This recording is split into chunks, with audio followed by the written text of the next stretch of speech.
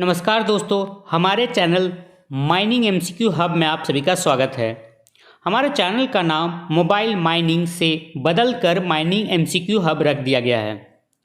तो आज मैं फिर आप सबके लिए बहुत ही खुशखबरी न्यूज़ लेकर आया हूं, क्योंकि एमसीएल महानदी कोलफील्ड्स लिमिटेड ने नोटिफिकेशन जारी कर दिया है। रिक्रूटमेंट की वैकेंसी जो है सो निकाल दी है। डेट यहाँ पे देख सकते हो 15 दिसंबर 2022 की डेट है, बट इन्होंने नोटिस को 16 दिसंबर 2022 को साइट पे अपलोड किया है। और ये जो वैकेंसी आई है, ऑनलाइन एप्लीकेशन इन्होंने आवेदन जो मांगा है ऑनलाइन मोड में मांगा हुआ है। ऑनलाइन आप आवेदन को डाल सकते हो। वैकेंसी जो है सो जूनियर ओवरमैन, माइनिंग सरदार और सर्वेयर तीनों पोस्ट की वैकेंसी आई है। यहाँ पे पे देख सकते हो, जो भी बेसिक पे है उसी के हिसाब से दिया हुआ है। टोटल वैकेंसी देखते हैं। यू आर जो सो अनरिजर्व के लिए 43, general EWS 8 seat, SC 14, ST 7 और OBC NCL के लिए 10 पोस्ट, यानी जूनियर ओवरमैन के लिए टोटल जो है सो 82 पोस्ट के लिए आवेदन मांगा गया है। और फिर माइनिंग सरदार के लिए जनरल कैटेगरी के लिए 74, EWS के लिए 14, SC 13, ST 35 और OBC NCL के लिए 9 पद, यानी टोटल 145 पोस्ट के लिए आवेदन मांगा है। और फिर सर्वेयर के लिए यहाँ पे देख सकते हो अनरिजर्व 27, जनरल के लिए EWS 6, SC 12, ST 14 और OBC NCL के 9, टोटल 68 वैकेंसीज के लिए आवेदन इन्होंने मांगा है। इसके बाद आगे देखते हैं, यदि जो वैकेंसीज की बात करें, यदि इसे कम करना है या फिर बढ़ाना है तो इसके पास अथॉरिटी है कि ये वैकेंसीज को अपने अकॉर्डिंग घटा या बढ़ा सकते हैं अपने रिक्वायरमेंट के हिसाब से। और जो आप पेमेंट करोगे, जो पेमेंट इसका फीस होगा वो नॉन रिफंडेबल होगा, वो वापस नहीं होगा। अब देखते हैं जो मिनिमम क्वालिफिकेशन इन्होंने मांगा हुआ है। जूनियर ओवरमैन के लिए डिप्लोमा या फिर डिग्री जो किए हुए वो भर सकते हैं इस फॉर्म को। इसके बाद उनके पास जो है सो ओवरमैन कम्पिटेंसी सर्टिफिकेट होना चाहिए, बट यहाँ पे ये बोल रहे हैं कि अनरिस्ट्रिक्टेड होना चाहिए। बट आगे यहाँ पे और बोल रहे हैं कि यदि और any other certificate which entitle to work as overman as per CMR 2017 for working in both OC and underground mines. Open cast और अंडरग्राउंड के लिए मांग रहा है। तो अब ये देखना होगा कि जो रेस्ट्रिक्टेड सर्टिफिकेट वाले होल्डर हैं तो उनके लिए ये एलिजिबल करते हैं कि नहीं, पता नहीं, बट यहाँ पे इन्होंने ये चीज़ को मेंशन नहीं किया हुआ है। इसके बाद दूसरा जो फर्स्ट एड सर्टिफिकेट, फिर गैस टेस्टिंग, ये तो हर कंपनियां मांगती है, तो वो स्टैच्यूटरी सर्टिफिकेट है वो तो लेगा ही। इसके बाद माइनिंग सरदार के लिए यहाँ पे जो 10+2 मांगा है, 10+2 किया हुआ होना ज़रूरी है। यहाँ पे आप देख सकते हो इंटरमीडिएट 10+2। और इसके बाद इसके अलावा जो डिप्लोमा वाले वो भी भर सकते हैं, डिग्री वाले भी इस फॉर्म को भर सकते हैं। इसके बाद फिर से जो सरदारशिप का सर्टिफिकेट होगा अनरिस्ट्रिक्टेड टाइप का होना चाहिए, जो ओपन कास्ट और अंडरग्राउंड के लिए वैलिड हो। इसके बाद फर्स्ट एड और फिर गैस टेस्टिंग सर्टिफिकेट, ये दोनों जो स्टैच्यूटरी है वो तो ज़रूरी है ही। अब हम लोग देखते हैं एज लिमिट की बात करते हैं। जो एज होगा वो कैसा होगा, तो जो क्रूशुअल डेट होता है, कट ऑफ डेट होता है, वो 23 जनवरी 2023 की है। और last date of receipt of application का भी 23 जनवरी 2023 को इन्होंने रखा हुआ है। कोई भी जो कैंडिडेट होगा उनका एज 18 साल कम से कम हो जाना चाहिए 23 जनवरी 2023 को। और अपर एज लिमिट की बात करें तो जनरल और EWS कैटेगरी के लिए उनका 30 साल से ऊपर नहीं होना चाहिए 23 जनवरी 2023 तक। और जो रिलैक्सेशन होता है, एज रिलैक्सेशन, वो एज पर फॉलोइंग यहाँ पे नीचे जो दिया हुआ है उसी हिसाब से मिलेगा। जैसे OBC के लिए 3 साल, SC ST के लिए 5 साल रहता है, तो उस हिसाब से एज का जो है रिलैक्सेशन मिल जाएगा 3 साल का। ये डेट 23 जनवरी 2023 के अकॉर्डिंग भी ये भी मिलेगा। इलेक्शन प्रोसेस इसका कैसा होगा, तो सबसे पहले इन्होंने मेंशन किया कि कंप्यूटर बेस्ड टेस्ट होगा, CBT रूप में एग्जाम लिया जाएगा, जिस प्रकार से भी NCL ने बोला था, जो कि फॉर्म भर रहा है, अभी भरना चालू है, तो उसी तरह से इसका भी होगा। सिलेक्शन मेथोडोलॉजी जो होगा CBT रूप में, और कोई भी पर्सनल इंटरव्यू नहीं ली जाएगी। इसके बाद जो फॉर्म भरने के बाद एलिजिबल कैंडिडेट होंगे उनको जो CBT एग्ज़ाम के लिए उनको बुलाया जाएगा। उनको पहले चेक करेंगे कि वो एलिजिबल है कि नहीं, एज के हिसाब से, एजुकेशनल टेक्निकल क्वालिफिकेशन के हिसाब से, और जो उनका स्टैच्यूटरी सर्टिफिकेट है वो भी एलिजिबल है कि नहीं है। इसके बाद स्क्रूटनी होगी, छटनी होगी, जो भी एलिजिबल नहीं होंगे उनको छांट दिया जाएगा, उनका एडमिट कार्ड नहीं आएगा। और फिर इसके बाद जो है सो कंप्यूटर टेस्ट होने के बाद, उसका CBT एग्ज़ाम होने के बाद जो भी क्वालिफाई होंगे या फिर जिनका कट ऑफ मार्क्स से ऊपर मार्क्स आएगा तो उनको डॉक्यूमेंट वेरिफिकेशन के लिए बुलाया जाएगा, डॉक्यूमेंट वेरिफिकेशन होगा। इसके बाद जो एग्ज़ाम होगा वो ऑब्जेक्टिव टाइप क्वेश्चन के रूप में एग्ज़ाम होंगे और कोई भी नेगेटिव मार्किंग नहीं होगी। किसी भी गलत आंसर के लिए गलत मार्क्स जो भी होगा आपका वो आपको नेगेटिव मार्किंग नहीं लिया जाएगा। और एग्ज़ाम जो होगा इंस्ट्रक्शन वो बाईलैंग्वेज यानी कि हिंदी इंग्लिश दोनों लैंग्वेज में रहेगा। इसके बाद आगे देखते हैं जो सीबीटी एग्ज़ाम होगा वो 2 सेक्शन में होगा, ए और बी सेक्शन। सेक्शन ए में रहेगा आपका जनरल अवेयरनेस और एप्टीट्यूड, जिसमें से टोटल जो है सो 20 क्वेश्चन रहेंगे और प्रत्येक एक क्वेश्चन के लिए 1 मार्क रहेगा, यानी कि 20 क्वेश्चन के लिए 20 मार्क्स सेक्शन ए के लिए। और इसके बाद सेक्शन बी के लिए जो है सो रहेगा टेक्निकल नॉलेज से, जैसे कि माइनिंग से रहेगा 80 क्वेश्चन और 80 क्वेश्चन के लिए आपको टोटल 80 मार्क्स का रहेगा, यानी कि टोटल जो है सो 100 मार्क्स का एग्ज़ाम होगा और कोई नेगेटिव मार्किंग नहीं की जाएगी। अब देखते हैं क्वालिफाइंग मार्क्स की। जो क्वालिफाइंग मार्क्स रखा गया सीबीटी में वो जनरल और ईडब्ल्यूएस के लिए 45% या 45 मार्क्स लाना होगा पास करने के लिए या क्वालिफाई करने के लिए मिनिमम, लेकिन ये मिनिमम होता है। इसका ये मतलब नहीं कि 45 नंबर लाने से वो कट ऑफ नंबर पार हो जाएगा, वो कट ऑफ लाना होगा। इसके बाद है ओबीसी एनसीएल के लिए यहाँ पे रखा गया है क्वालिफाइंग मार्क्स 40% 40 नंबर और एसटी एससी के लिए 35 मार्क्स या 35% बोल सकते हैं। इसके बाद जो शॉर्टलिस्ट होगा कैंडिडेट वो 1/3 रेशियो में जो सो शॉर्टलिस्ट किया जाएगा। जैसे कि 145 माइनिंग सरदार की टोटल वैकेंसीज है तो यहाँ पे वो जो शॉर्टलिस्ट करेंगे कैंडिडेट 145 × 3 यानी कि 435 कैंडिडेट को वो शॉर्टलिस्ट करेंगे और बुलाएंगे जो है सो डॉक्यूमेंट वेरिफिकेशन के लिए। और यदि कोई भी व्यक्ति दो व्यक्ति या 3 व्यक्ति जो है सो बराबर मार्क्स लाता है, टाई हो जाता है उसका मार्क्स, तो जो डीजीएमएस का डेट होगा, सर्टिफिकेट का डेट होगा जो पहले इशू होगा उसको प्रीफर किया जाएगा, ऊपर रखा जाएगा। और यदि वो भी मिल जाता है, उसका सेम डेट का हो जाता है, तो जो डेट ऑफ बर्थ जिसका ज़्यादा होगा वो रखा जाएगा। और वो भी यदि बराबर का हो जाता है तो लास्ट में जो है सो अल्फ़ाबेट जो उस व्यक्ति का नाम का अल्फ़ाबेट के हिसाब से स्कोरिंग किया जाएगा। और जो व्यक्ति कोई भी पीएसयू में काम करते हैं या फिर सीआईएल में काम करते हैं तो वो इस फॉर्म को भरते हैं। जैसे कोई वर्कर होता है तो उनके पास माइनिंग सरदार सर्टिफिकेट होता है, ओवरमैन सर्टिफिकेट होता है, तो वो यदि इस फॉर्म को भरते हैं तो वो उन्हें NOC certificate, no objection certificate वहाँ पे जमा करना पड़ेगा। बट ये जो वैकेंसीज़ है जो ओवरमैन पे काम कर रहे हैं कोल इंडिया लिमिटेड में या फिर माइनिंग सरदार के रूप में काम कर रहे हैं तो वो इस फॉर्म को नहीं भर सकते हैं। चलिए आगे मैं उस पॉइंट को भी दिखा देता हूँ, इन्होंने क्लियरली मेंशन कर दिया हुआ है। और टोटल चीज़ जो इनका होगा यहाँ पे देख सकते हो, उसका डॉक्यूमेंट वेरिफिकेशन, नोटिफाई और ये सारी चीज़ें जो एमसीएल का ऑफिशियल वेबसाइट है वहीं पे दिया जाएगा। और आपका जो ईमेल आईडी होगा वो आप ज़रूर एक्टिव रखें हमेशा, ताकि आपको जो भी इम्पोर्टेंट नोटिस हो सके तो वहाँ पे आपको वो प्रोवाइड करा सकें।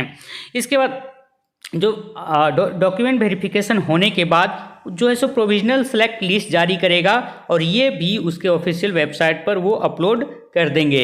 इसके बाद जो भी फाइनली जो भी सेलेक्ट कैंडिडेट होंगे उनका आईएमई किया जाएगा फाइनल होने के बाद, और आईएमई में जो अनफिट होते हैं वो डिस्क्वालीफाई कर दिए जाएंगे। इसके बाद एक पॉइंट और जो है सो यहाँ पे मैं बताना चाहता हूँ इस कंपनी का, एज पर MAR यानी medical attendance rule of the company, minimum required height of the candidate should 60 inches, यानी कि कोई भी व्यक्ति का 60 इंच से कम उस हाइट जो है सो 60 इंच से कम नहीं होना चाहिए, ज़्यादा होना चाहिए, 5 फीट से ज़्यादा होना चाहिए। 5 फीट से कम व्यक्ति वो फिट नहीं माना जाएगा।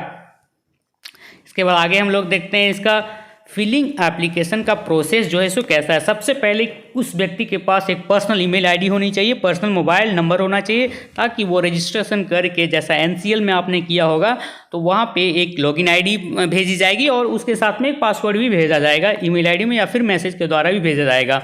और यदि किसी व्यक्ति के पास ईमेल आईडी ना हो तो इस फॉर्म को भरने से पहले उस यहाँ पे ये इन्होंने कह रहे हैं कि आप एक ईमेल आईडी को क्रिएट कर लो।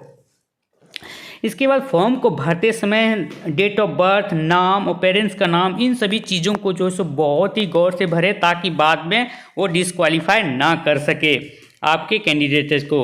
इसके बाद आगे देखते हैं कोई भी कैंडिडेट जो है सो लास्ट डेट का फॉर्म को भरने का इंतज़ार ना करें, जो डेट है उससे पहले ही भर ले, क्योंकि बाद में जो है सो ज़्यादा प्रॉब्लम होने लगता है साइट का भी। इसके बाद एग्ज़ाम की सिटीज़ की बात करें तो ये ऑनलाइन भरते समय आपको सिटी चूज करने का ऑप्शन दिया जाएगा। टोटल जो है सो आपको यहाँ पे 3 सिटीज़ का ऑप्शन मिलेगा और तीनों सिटीज़ में से किसी भी सिटीज़ 1 बाय 1 3 सिटीज़ में चुन सकते हैं और किसी भी सिटी में वो आपको एग्ज़ाम कंडक्ट करवा सकते हैं। और कैसे कहाँ से आप एप्लीकेशन को दे सकते हैं, तो यहाँ पे देख सकते हैं ये जो है सो महानदी कोल.इन का कैरियर ऑप्शन और रिक्रूटमेंट जा करके वहाँ से ऑनलाइन एप्लीकेशन को दे सकते हैं। बट अभी शुरू नहीं हुआ है इस फॉर्म को भराना। और क्या क्या डॉक्यूमेंट्स चाहिए, क्या क्या ज़रूरत होगा इसके लिए, तो यहाँ पे इन्होंने दे रखा है कि एक email ID, mobile number, personal educational जो भी क्वालिफिकेशन डिटेल्स होगा वो सभी चीज़ें, और स्कैन कॉपी मैट्रिक्स का मार्कशीट और डिप्लोमा डिग्री जो भी आपका डॉक्यूमेंट है। इसके बाद वैलिड कास्ट सर्टिफिकेट जिसके लिए लागू होता है। इसके बाद जो भी है आपका स्टैट्यूटरी सर्टिफिकेट, माइनिंग सरदार, ओवरमैन, जीटी, फास्टेड, ये सभी चीज़ जरूरत होगी। इसके बाद जो भी एप्लीकेशन फ़ी होगा वो जो एम्प्लॉयज़ हैं, कोल इंडिया के एम्प्लॉयज़ हैं, उन सभी के लिए ये एग्जेम्प्टेड है, उनसे फ़ीस नहीं ली जाएगी। इसके बाद एक रिसेंट पासपोर्ट का फोटोग्राफ जो कि 3 सप्ताह से ज़्यादा नहीं होना चाहिए कह रहा है। और एक बात यहाँ पे कह रहा है कि सिग्नेचर जो करेगा वो ब्लैक पेन से ही होनी चाहिए फ़ोटो में। 2 चीज़ आपको फ़ोटो के रूप में ही आपको अपलोड करना है, एक फ़ोटोग्राफ और एक सिग्नेचर। बाकी चीज़ PDF और फोटो के रूप में भी किसी भी रूप में आप अपलोड कर सकते हैं।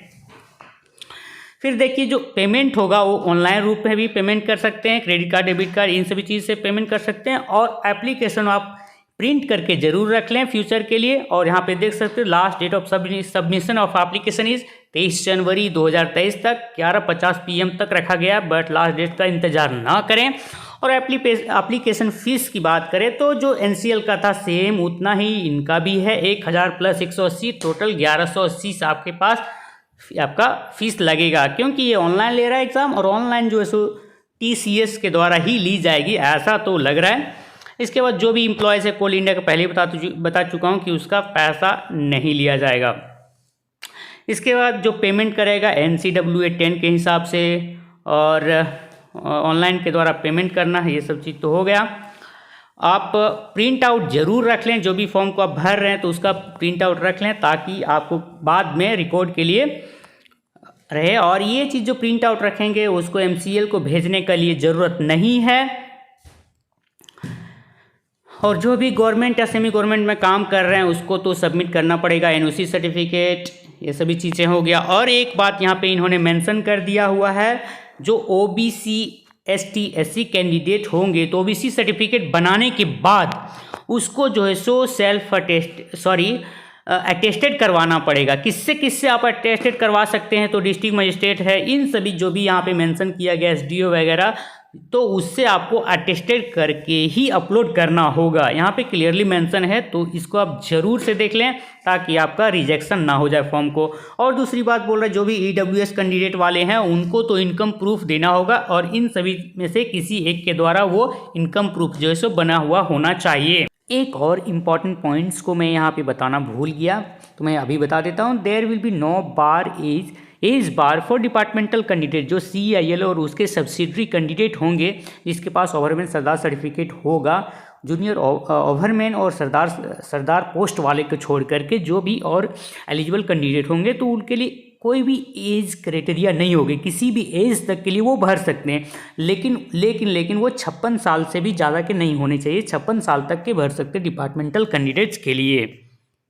एक और इम्पॉर्टेंट पॉइंट्स जो हैं, जो बहुत ही इंपॉर्टेंट पॉइंट्स है, यहाँ पे देख सकते हो, candidates serving in other subsidiaries of Coal India in same capacity are not entitled to apply, they should try inter subsidiary transfer। जो भी कोल इंडिया में जैसे माइनिंग सरदार के रूप में यदि वो काम कर रहे हैं कोई भी सब्सिडरी में, तो वो इस फॉर्म को नहीं भर सकते, वो इंटाइटल नहीं है। और ओवरमैन के रूप में भी यदि काम कर रहे हैं तो वो भी इस फॉर्म को ओवरमैन के रूप में भरने के लिए वो इंटाइटल नहीं है। उनको जो है सो इंटर सब्सिडरी ट्रांसफ़र होता है वो ट्राई करना चाहिए। यहाँ पे इन्होंने पहले ही मेंशन कर दिया हुआ है। जो भी मैं बता रहा हूँ कुछ इंपॉर्टेंट जो पॉइंट्स है उसी को मैं डिस्कस कर रहा हूँ। बाकी आपको यदि पूरा फुल नोटिस चाहिए तो मैं टेलीग्राम चैनल पे ऑलरेडी मैं दे चुका हूँ, व्हाट्सएप पे भी मैं डाल चुका हूँ।